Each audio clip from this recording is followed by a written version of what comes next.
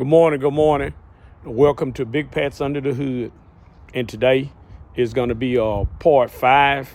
I have just came back from getting all the parts needed to rebuild the 700R4. And I'm going to give you a parts layout and show you what I did as far as upgrades and things like this.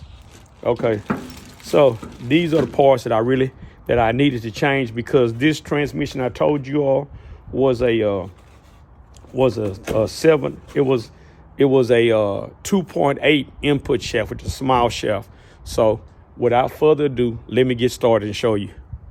Okay, as you can see here, this is the original input shaft that was on the transmission. This is the input shaft they use from 82. They use it from 82 to 85, and it's called a small diameter. You can see the difference in it, how much smaller this shaft is compared to the one on there. So I had to change the pump stator. The pump stator is the same size, but the bushing is larger. So I had to put a new pump stator in it. The input shaft, I was able to buy the input shaft, and I pressed the input shaft into the input drum. So I was able to use the same drum that I had. So I got new pump stator, input shaft with the seals, and I needed a governor. My governor in this transmission was tore up, and so was the front sprag. So I went and got a new governor, a Sonics governor. Here we are here. That's the part number for any one of y'all want to get it. 4L60 700R4. That's a Sonics, great part. I got the fibers for third and fourth, first and second and reverse. Got those. This is the part number here. And here's the input sprag. And it's a 26 segment input sprag. The double case sprag. And that fits the 700R4 as well as the 4L60 and the 4L60E. Here's the wide Sonics band for the 4L60s, the 4L60 wide band, the filter. As I said, the clutches are already best those clutches. Here's the gasket kit, the gasket and the seal kit for the 700. As you can see, it comes with the springs and everything that you need, the seals, input seal, output seals, seals for the drums, everything. It comes with all of it. And then of course I had to buy a set of lock ring pliers, because the ones I had didn't work correct.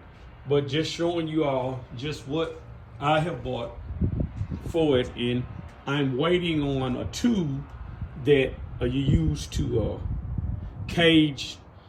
You use to cage the return springs. The case is been completely disassembled and everything. Didn't find any damage in the case. Just here's the valve body. Still working on it to try to get it lubed up and everything. So still working on it. And here is the rest of the hard parts. Like I said, I had to replace the sprag. In the input there, but everything else is looking real good. Everything else looking good. That's the only damage I found. The only damage I found was that. Everything else is good. So with that being said, as soon as I get the I ordered the tubes off of Amazon, which will push these ply pistons down, so I can take the snap rings off, so that I can take I can replace the O-rings in them and all that. And I need to take the pump. Because the pump's got a 7-vein roll in it. What I need to do is take the pump, and I need to put a larger kit in it for the 700R4 4L60 is what I'll be doing for it. I'm gonna be upgrading to to a 13 vein because this pump only has a 10 vein in it. So I'll be upgrading it to a 13 vein. And if any one of you all have this that small shaft, you want to upgrade to the large diameter shaft, then this is the part number for that right there. It's the same one for 1987 up, well, 84 to 05, 700 R4, 4L60, 4L60, and they just call it a large input shaft because, like I say, it's just that the shaft is larger, the input is larger, and you don't have to. And this shaft is rather small, and they have a tendency to break. So that's the reason why I upgraded to that, because this transmission is pre-1985, and so the weak part of that was always the that input shaft there. So when you change the input shaft, automatically had to change the stator because the bearing is a different size, and I'm gonna change the pump because that pump on there, like I say, is a 7 vein pump in here, and I'm gonna change it to the one that's the upgrade for the 1987 up, which is most of those came with a 10 vein pump, but I'm gonna buy 13 vein just so I can have enough pressure and everything for it, because that's 7 vein pump is gonna be it'll work, but it's gonna be weak. And so while you in there, while you doing it, no use to halfway doing it. Just go on and go all the way with it and replace everything. That way you don't have any problem, any comebacks, anything like that. And it'll be done. It'll be through. So that's what I'm gonna do on that right there. And that's the last piece I have to get in. Like I say, once I get in those tools to press down the return springs, then I'll start to assemble everything, and I'll show you all what it is. Like I say, if it's nothing you can't do, this is my first attempt at rebuilding a automatic transmission. I haven't never rebuilt one. So like I said, you all will get a chance, getting a chance to come along with me and watch me do it. And everything I'm doing is based on what I've gathered and seen from off of YouTube. Everything I'm doing is off of YouTube. This is nothing that, I've did all my research, and I followed those guys that I told you all about from YouTube. They're rebuilding this guy called Automatic Transmissions. His name is Ruben Gutierrez.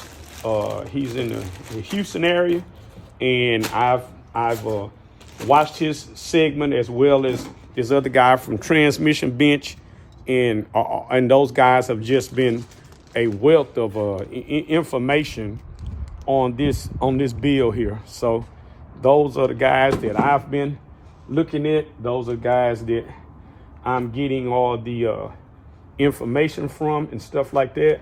And so, and along with that, and when I went to buy the parts, I knew just what to ask for. So there we are. You can get, they recommended the Raybestos clutches or the Borg Warners. These here are Borg Warners, and because they said that those clutches were, the thickness of them were exactly what they require for OEM, and so that's what I got.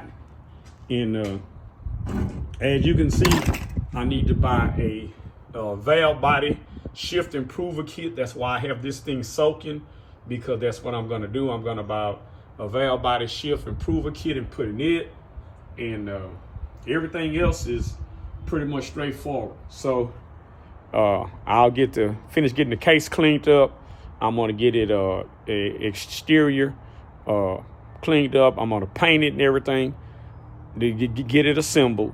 And then once I get it assembled and get it, and I'll show you all show you all me putting the shift improver kit in the valve body, because like I say, the transmission has been sitting for quite some time. So it needs that shift improver kit in it because it's been sitting for a while.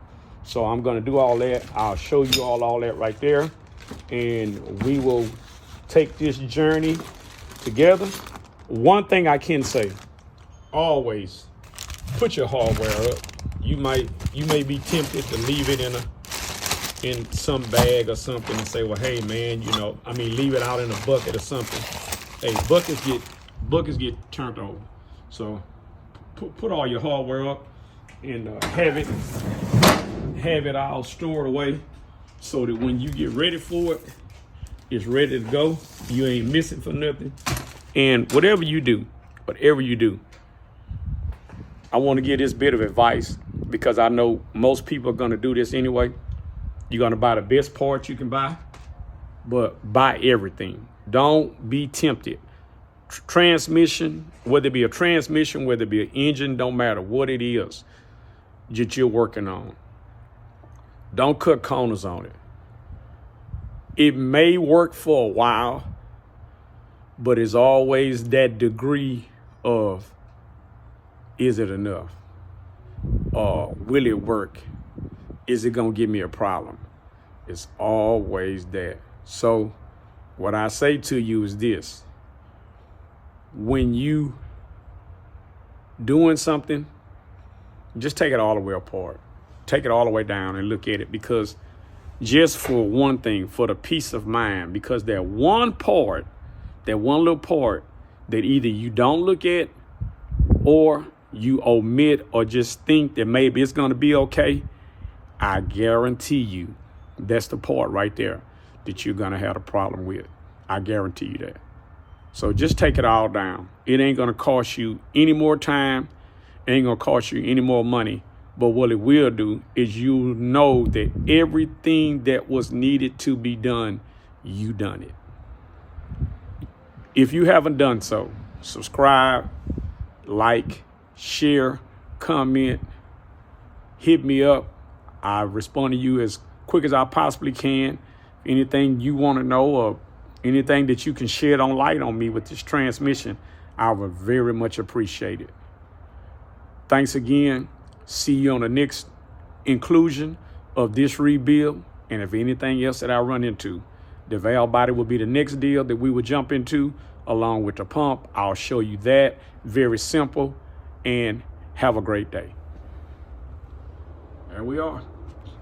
82 to 85 4L60 converted to large diameter input shaft and stator.